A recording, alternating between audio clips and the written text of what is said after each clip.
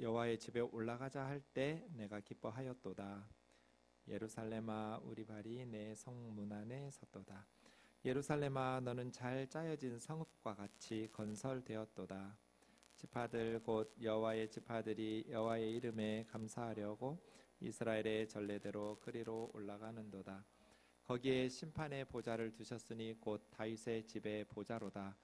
예루살렘을 위하여 평안을 구하라. 예루살렘을 사랑하는 자는 형통하리로다. 내 성 안에는 평안이 있고 내 궁중에는 형통함이 있을지어다. 내가 내 형제와 친구를 위하여 이제 말하리니 내 가운데 평안이 있을지어다. 같이요. 여호와 우리 하나님의 집을 위하여 내가 너를 위하여 복을 구하리로다. 아멘. 시편 120편부터 134편까지 15개의 시편을 쉬르 하말롯이라고 부릅니다.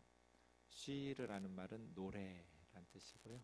하말롯은 올라가는 그런 뜻입니다. 그래서 성전에 올라가는 노래. 이스라엘 사람들은 유월절이나 또 오순절이나 초막절 같은 명절이 되면 예루살렘 성전에 올라가서 하나님께 예배하는데, 예루살렘 성전에 올라가면서 부른 노래, 정말 불후의 명곡이에요. 이 15개의 시편이 참 아름다운, 그리고 영적인 통찰력 가득한 그런 진리의 말씀을 우리에게 전해주는 노래들인데요. 오늘 그 중에 세 번째 노래 122편을 함께 보도록 하겠습니다. 1절 저기에 들어갈 물음표의 내용이 뭘까요? 사람이라고 원문, 우리 한글 성경에 단수로 되어 있지만 원문에 보면 복수거든요. 그래서 사람들이 내게 말하기를 여호와의 집에 올라가자 이렇게 돼 있어요. 여기서 말하는 사람들은 그 지방의 리더들이겠죠. 이 성도가 살아가는, 신이 살고 있는 지방의 지도자들일 겁니다. 예루살렘에서 멀리 있는 지역 사람들은 좀 일찍 출발을 할 거고요. 예루살렘 가까이 있는 도시들은 명절 가까이 근접한 시기에 출발하겠죠. 어디에 사느냐에 따라서 여호와의 집에 올라가자라고 말하는 그 시기가 달라지겠죠.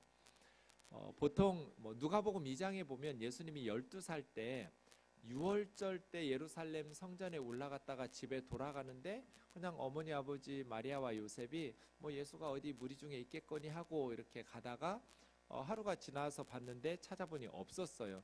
다시 역추적해서 예루살렘으로 올라왔더니 사흘 만에 예루살렘 성전에서 예수님 만난 사건이 기록되어 있거든요. 보통 예루살렘에 올라갈 때 그렇게 무리 지어서 올라간 것 같아요. 개별적으로 이렇게 가족별로 갔다기보다는, 오늘 본문 4절에도 보면 지파들이 함께 올라가는 내용으로 이야기하는데요. 대개 이제 예루살렘 성전에 지역별로 이렇게 그룹 지어서 올라가는 거죠. 네. 그러니 저 1절의 사람들은 올라가자라고 말하는 그 지방의 지도자들인 거예요. 사람들이 내게 말하기를 여호와의 집에 올라가자 할 때 내가 물음표, 저 물음표에 나오는 말은 뭘까요? 상상해 보세요. 어느 지방에 살고 있는 사람이에요. 그런데 어떤 사람이 여호와의 집에 올라가자, 명절이 되었다 라고 하나님의 성전에 올라가서 예배하자고 할 때 내가 어땠을까요? 자, 이제 성경 보세요. 답이 뭐예요? 기뻐하였도다. 기뻤어요. 그래서 2절에 보면 1절에서 올라가자 했는데 벌써 2절에서 도착했어요. 이것이 이 시편이 우리에게 가르쳐주는 메시지. 사랑하는 형제 자매 여러분, 예배가 기쁨인가요? 소풍을 기다리는 아이가 왜 이렇게 시간이 안 가지? 빨리 소풍 가는 그 즐거운 날을 기다리는, 손꼽아 기다리는 것처럼 왜 이렇게 주일이 안 되지? 빨리 가서 하나님 앞에 예배하고 싶은데 하는, 이 사람 기다린 거잖아요.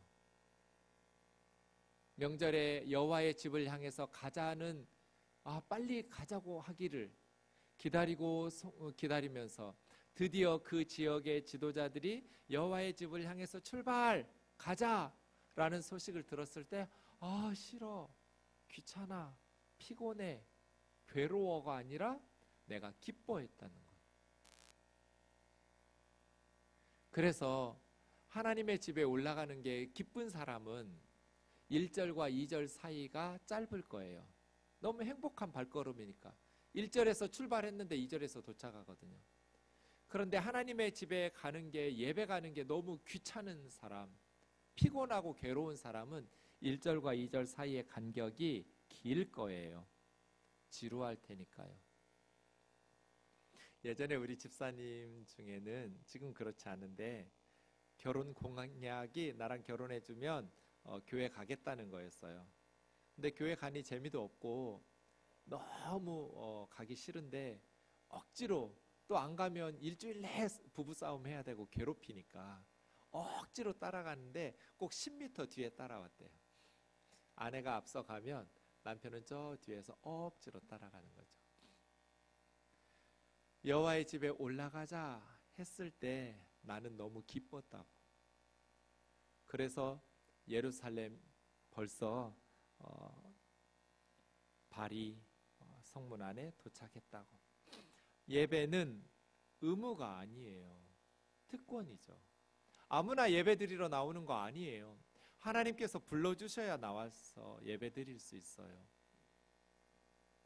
의무에 앞서서 의무감으로 드리는 사람의 그 예배가 어떻게 진정한 예배가 되겠어요? 형식적인 예배, 하나님 앞에 벌 받을까 봐 두려워서 의무감에 드리는 그 예배가 어떻게 하나님을 기쁘시게 할 수 있겠어요? 하나님 앞에 예배하는 것, 하나님을 섬기러 여호와의 집에 가는 것이, 그 발걸음이 기쁨의 발걸음인가? 신명기 28장 47절 48절 보면 모세의 경고가 나와 있어요. 우리 같이 읽어보세요. 시작.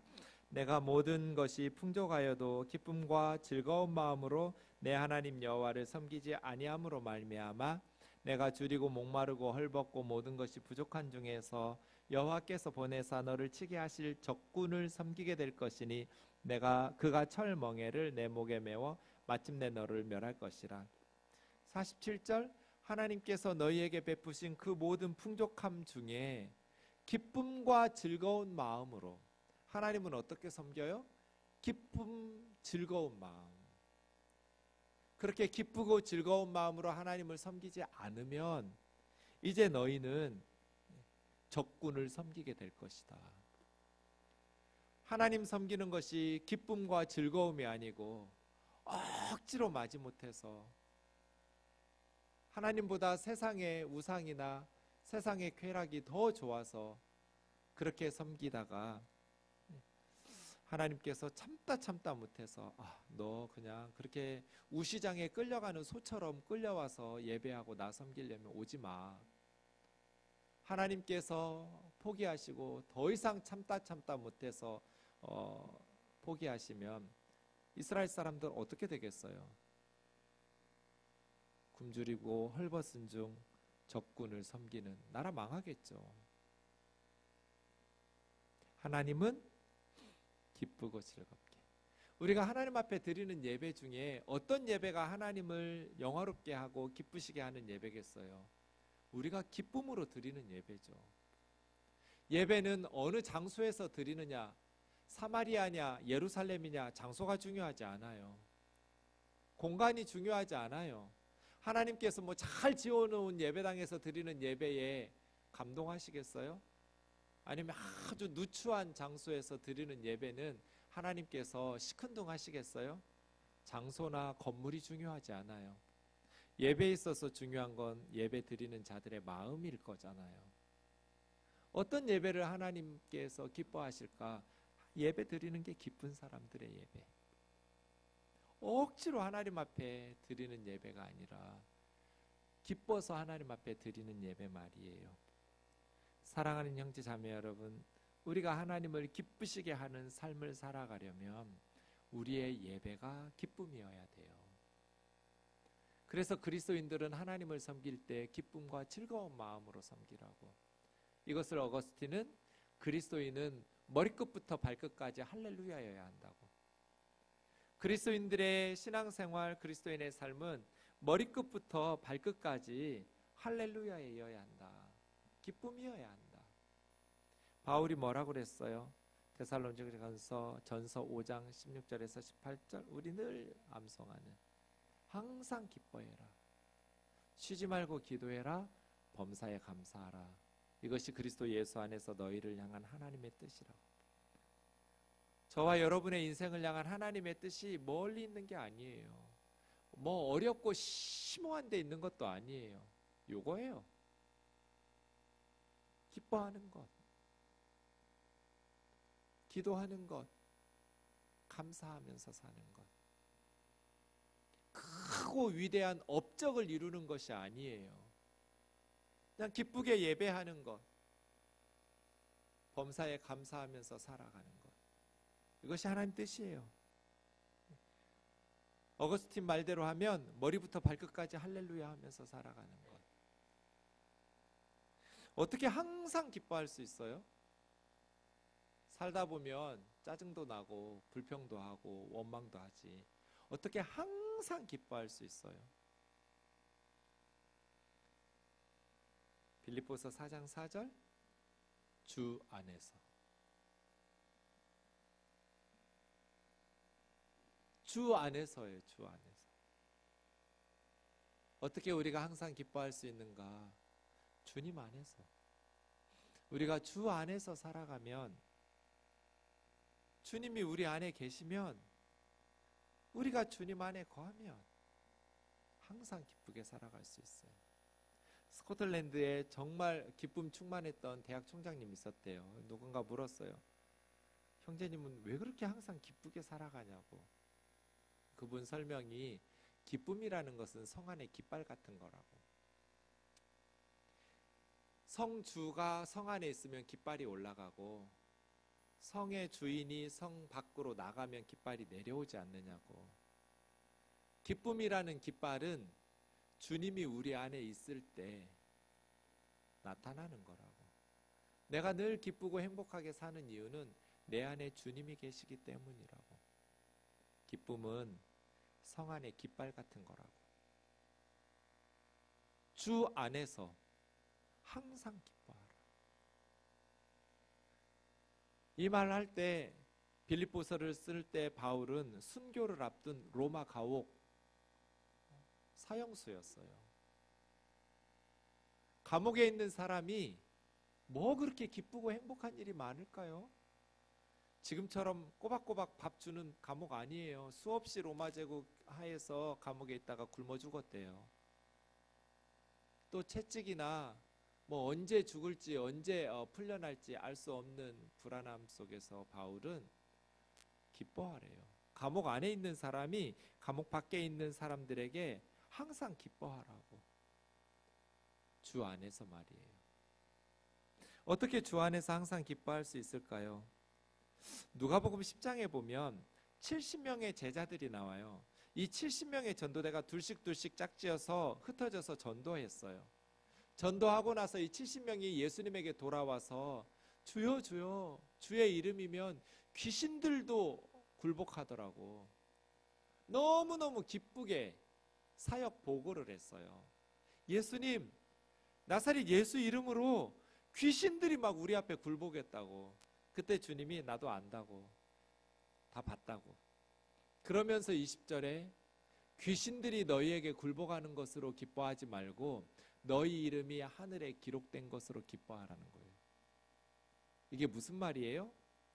사역의 열매 때문에 기뻐하지 말고 너희가 구원받은 것으로 인해서 기뻐하라는 거예요. 교회가 커지는 것으로 기뻐하지 말고 네가 구원받은 것으로 인해서 기뻐하라는 거예요. 우리가 어떻게 항상 기뻐할 수 있어요? 사역의 열매 때문에 기뻐한다면 사역의 열매가 없을 때는 힘들 거예요. 그러나 귀신들이 굴복하는 것으로가 아니라 우리의 이름이 천국에 기록된 것, 우리가 예수님을 믿고 하나님의 자녀된 것, 구원받은 기쁨으로 기뻐하라는 거예요. 그럼 우리는 항상 기뻐할 수 있어요. 우리가 처음 이 새로운 예배당에 왔을 때 정말 기뻤어요. 한 번도 저는 이런 예배당에서 예배드린다는 생각을 해본 적이 없어요. 그냥 상상하지도 않았던, 저희 어머니가 늘 기도했어요. 띠인돌교회가 지상으로 올라오기를. 그래서 제가 그랬어요. 엄마 그 기도하지 말라고. 이 아들이 목회 잘하도록 기도하라고. 네, 그 기도는 또 하지. 근데 땅 위로 올라와야지. 그런 말씀을 하셨을 때도 저는 그런 기도 하지 말라고.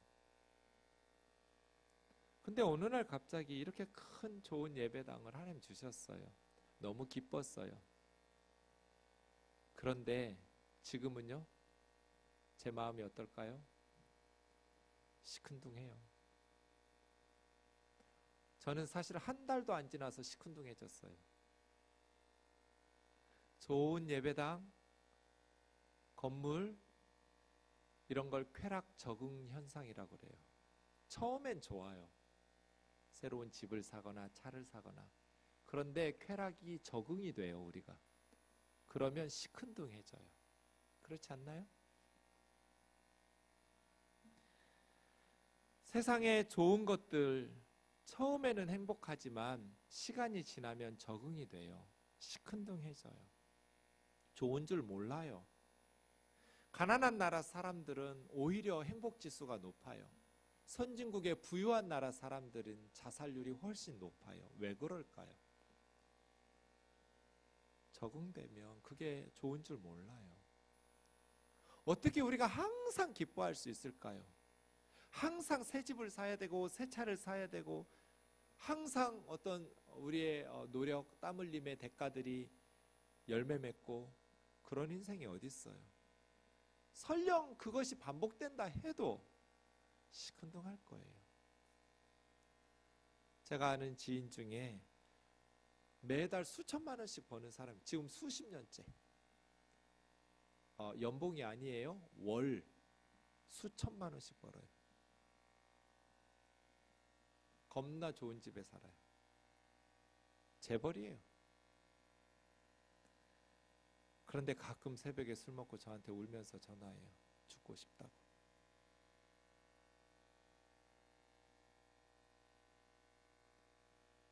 어떻게, 집사예요. 믿음도 있어요. 어떻게 우리가 항상 기뻐할 수 있을까요? 주님 뭐라고 말씀하셨어요? 귀신이 너희에게 항복하는 것으로 기뻐하지 말고 세상에서든지 교회에서든지 그 수고의 열매와 결과로 기뻐하려 하지 말고 너희 이름이 천국에 기록된 것으로 기뻐해라. 구원받은 기쁨 말이에요. 하나님의 자녀된 기쁨. 그 기쁨은 사라지지 않아요. 천국에서 주님 만날 것을 생각하면 그야말로 심쿵해져요. 심장이 콩닥콩닥콩닥 뛰어요. 상상만으로도 너무 행복해요. 사랑하는 형제 자매 여러분, 주님 만날 기쁨 말이에요. 주님 앞에 예배드리러 가는 기쁨, 여호와의 집에 올라가는 기쁨, 기쁘고 즐거운 마음으로 주 섬기기를 주의 이름으로 축원합니다. 저와 여러분의 삶이 항상 기뻐하기를 원합니다. 어떻게? 우리가 하나님의 자녀 되었음을 기억하면서 구원받은 기쁨 말이에요. 하나님의 자녀로 예배의 자리에 나아갈 수 있도록 부름받은 것에 대한 기쁨. 이런 기쁨과 즐거움이 이 사람에게 있었어요. 너무너무 시간이 안 가는데 드디어 그 지역의 지도자들이 여호와의 집에 올라가자. 너무 기뻤어요. 예배 시간이 다가오는 것이 너무나 행복했어요. 너무나 기뻤어요. 하나님께 예배하러 가야지. 그 기쁜 말이에요. 3절 같이 읽겠습니다. 시작. 예루살렘아 너는 잘 짜여진 성읍과 같이 건설되었도다. 잘 짜여졌다 이면 하바르라는 단어 하나인데요. 이 하바르라는 말은 하나로 연결된 거예요. 그러니까 예루살렘이 조각 이게 여러 개가 아니라 하나로 연합된, 하나로 결합된, 분열된 곳에는 기쁨이 없어요.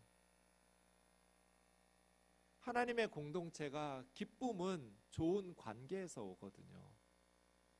하나로 연합된 성읍 말이에요. 개인주의적인, 이기적인 곳에는 참된 기쁨이 없어요. 그래서예요. 빌립보서 2장 1절에서 4절 보면 4절 끝에 나의 기쁨을 충만하게 하라 이렇게 말하거든요.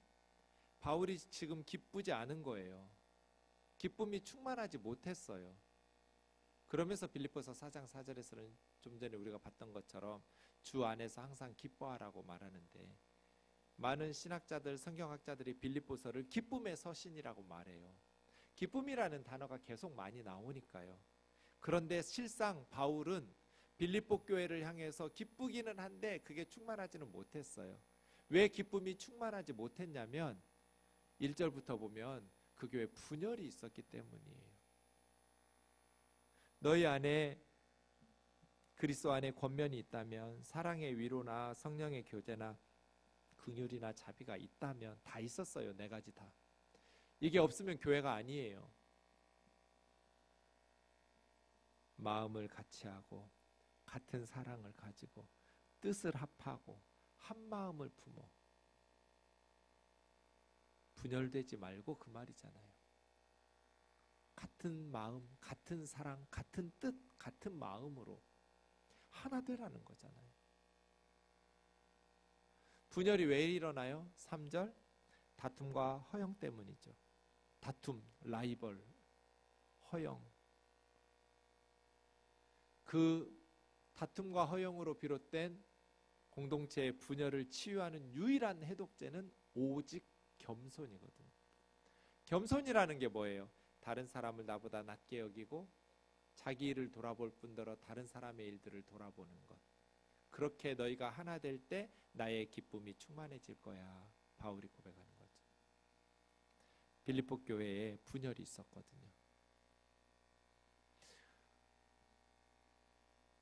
제가 고등학교 2학년 때, 3학년 그 즈음에 저희 시골 모교회가 130년이 넘은 선교사님이 세운 교회거든요. 한 번도 중간에 갈라진 적이 없는데, 저 고등학교 때 갑자기 어른들이 두 패로 나눠서 싸우더니 옆 동네 교회 하나가 세워졌어요. 두 교회로 갈라졌어요. 그 전에 교회 가는 게 너무나 행복했어요.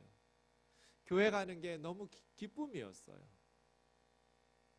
그런데 교회가 둘로 갈라지고 교회만 가면 서로 으르렁거리면서 싸우니까 교회 가기가 싫어지더라고요. 교회 가서 예배 드려도 얼른 예배가 끝나서 집에 가고 싶어요. 하루 종일 교회에서 살았거든요. 교회가 좋으니까. 그런데 교회에 분열이 생기고 다툼이 생기니까 기쁨이 사라져 버려요. 그래서 교회에 있는 시간이 너무나 괴로운 거예요. 형식적으로 마지못해서 예배만 끝나기를 기다렸다가 집으로 달려가곤 했어요. 사랑하는 형제 자매 여러분, 잘 짜여진 성읍, 하나로 묶여있는, 하나로 연합되고 연결된, 이렇게 다양한 사람들이 예수님의 이름 안에서 모여서 예배하지만 우리 서로 한 마음, 한 사랑, 한 뜻, 그 하나님의 은혜 안에서 하나 되어져서 잘 짜여진 성읍 같은 공동체를 이루기를 원합니다. 4절 5절 같이 읽겠습니다. 시작. 지파들 곧 여호와의 지파들이 여호와의 이름에 감사하려고 이스라엘의 전례대로 그리로 올라가는도다. 거기에 심판의 보좌를 두셨으니 곧 다윗의 집의 보좌로다. 우선 함께 가고 있어요. 혼자 가는 게 아니라 지파들, 여호와의 지파들이. 그래서요, 우리는 서로 돌아보아서 예배에 나오지 않는 사람들을 돌보고 챙기고 같이 함께 하나님의 집, 여호와의 집에 가는 거죠. 근데 이 사람이 하나님의 집에 가는 이유가 두 가지예요. 복 받으려고 가는 게 아니에요. 감사하려고, 그리고 심판의 보좌 앞에 나가는 거예요. 예루살렘에 갈 때는 지방에서 해결되지 않은 미해결된 사건들에 대한 대법원적 성격을 가지고 그 상황에 가기도 해요. 분쟁이나 갈등들이 예배하고 말씀 앞에 서면서 해결되는 거죠. 이게 판단의 보좌거든요. 두 가지예요. 왜 하나님의 집에 와서 예배하고 싶어 하는가? 감사하려고. 사랑하는 자매 형제 여러분, 예배 때 왜 나와요? 뭔가 받으려고 하나님께 우리 받아야죠. 저는 기본적으로 신앙은 기복신앙이라고 생각해요. 하나님한테 달라고 그러지 누구한테 달라고 그래요. 하나님 앞에 구하기도 하지만 그것이 목적이 아니었어요. 베푸신 것에 대한 감사가 먼저였어요. 하나님 앞에 감사하려고 나온 거예요. 우리가 하나님 앞에 반드시 드려야 될 게 뭐예요? 감사예요. 예배 때 꼭 챙겨와야 될 게 감사예요. 성경 찬송은 빠뜨리고 올 수 있어요. 헌금 안 가지고 와도 괜찮아요. 그런데 감사를 놓고 오면 안 돼요. 왜요? 시편 50편 23절 감사로 제사 드리는 자가 하나님을 영화롭게 한다. 이게 첫 번째. 두 번째, 그 행위를 옳게 하는 자에게 하나님 앞에 갈 때는 감사, 그의 이름에 감사하려고, 그리고 심판의 보좌 앞에 나가는 거예요. 행위를 옳게 함으로 하나님의 구원을 보이신다.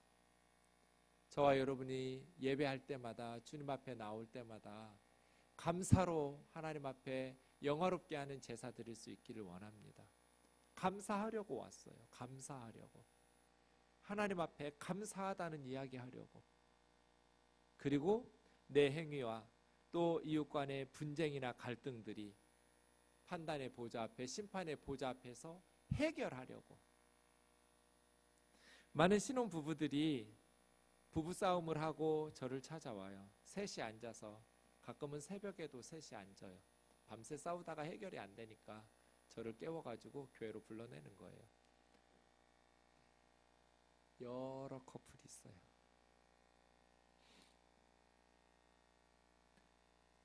어떻게 부부가 갈등을 해결할까요? 서로 대화하고 노력하는 것도 필요하지만 기본적으로 달라요. 남자와 여자는. 금성에서 살다 오고 화성에서 살다가 와서 지구에서 둘이 모여 사는데 어떻게 대화가 통해요?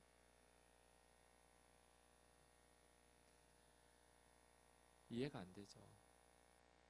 어떻게 해야 해요? 하나님의 말씀 앞에 서는 거예요. 그리고 하나님 앞에 예배하는 거예요. 대화도 중요하고 필요하지만 함께 가정 예배 드리는 거 말이에요. 둘이 서로 바라보면서 맞추는 것도 필요하지만 같은 곳을 바라보는 거 말이에요. 우리 가정 왜 만들어졌지? 하나님을 위해서.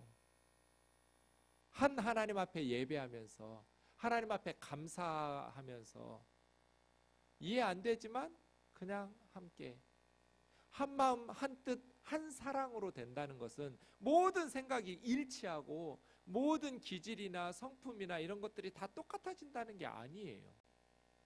주 안에서 하나 되는 거거든요. 이해 안 돼요. 저는 25년 살았는데 아직도 이해가 안 돼요. 제일 사랑한다고 말하면서도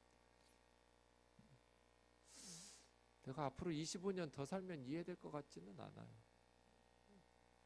포기. 하지만 한 하나님 앞에 감사하고 말씀 앞에 함께 서니까 싸울 일이 없어요. 이해가 돼서가 아니라 그래서예요. 하나님 앞에 나와서 감사할 때, 그리고 하나님의 말씀의 판단을 들을 때. 교회가 왜 분쟁이 해결이 안 돼요? 예배를 안 드리니까. 예배의 은혜를 못 받아서 그래요. 말씀을 안 들으니까. 말씀의 은혜를 못 받아서 그래요. 예배 가운데 은혜를 받고 말씀 가운데 은혜를 받으면 그 예배 가운데 한 하나님을 예배하고 말씀을 배우고 들으면서 시간 문제예요. 판단의 보좌, 말씀의 보좌 앞에 서서 시간이 흐르면 다 해결되거든요. 말씀이 바르게 선포되고 예배 가운데 은혜가 넘치면 갈등들이 해결돼요. 이 두 가지 목적이 있었어요. 그래서요, 여러분, 상대방을 잘 배려하는 성품이나 이런 훈련들도 필요하지만 예배자가 돼야 돼요. 각 사람이, 남편과 아내가, 또 가족 구성원들이, 교우들이 한 사람 한 사람이 하나님 앞에서 예배자가 돼야 돼요. 바른 예배자가 되면 갈등이 해결이 돼요. 말씀 들을 때, 하나님께서 예배할 때 깨우쳐 주실 때 말이에요. 사랑하는 형제 자매 여러분, 무엇보다도 먼저 바른 예배자가 되기를 주의 이름으로 축원합니다. 바른 예배는 기쁨으로 설레는 예배예요. 그리고 하나님 앞에 감사가 넘치는 예배예요. 말씀의 판단을 듣는 예배죠. 더불어 함께 지파들이 함께 나아가는 잘 짜여진 성과 같이 하나 되는 예배. 이 모든 것들이 예배 가운데, 말씀의 선포 가운데 저절로 이루어져요. 우리가 바른 예배자가 되기 시작하면 가정의 갈등이 해소되기 시작할 거예요. 대화도 필요해요. 노력 필요하죠. 그러나 가장 중요한 것은 가정 예배예요. 가장 중요한 것은 예배예요. 예배. 20시간, 30시간 회의하고 토론할 것이 아니라 1시간 바른 예배를 드리고 하나님 앞에서 바르게 말씀을 듣고 하나님 앞에서 바르게 예배하면 갈등들이 해결돼요. 마지막 6절에서 9절까지 읽겠습니다. 시작. 예루살렘을 위하여 평안을 구하라. 예루살렘을 사랑하는 자는 형통하리로다. 내 성 안에는 평안이 있고 내 궁중에는 형통함이 있을지어다. 내가 내 형제와 친구를 위하여 이제 말하리니 내 가운데 평안이 있을지어다. 여호와 우리 하나님의 집을 위하여 내가 너를 위하여 복을 구하리로다. 마지막 단락은 뭐예요? 축복하라는 거예요. 예루살렘을 위하여 평안을 구하라. 이 말이 샬루 샬롬 예루살렘이에요. 샬루 평안을 구하라. 샬롬 평안 예루살렘을 위해서. 샬루 샬롬 예루살렘. 예루살렘을 위해서 평안을 구하라. 공동체의 샬롬을 구하라는 거예요. 교회가 평안해야 가정이 평안하고 나라가 평안하죠. 예루살렘을 사랑하는 자들의 형통한데요. 하나님의 집이, 하나님의 백성들의 공동체가 사랑하는 자들, 우리 교회를 사랑하는 자들이 형통할 거라고. 샬롬과 형통함이, 평안과 형통함이 계속 반복되고 있죠.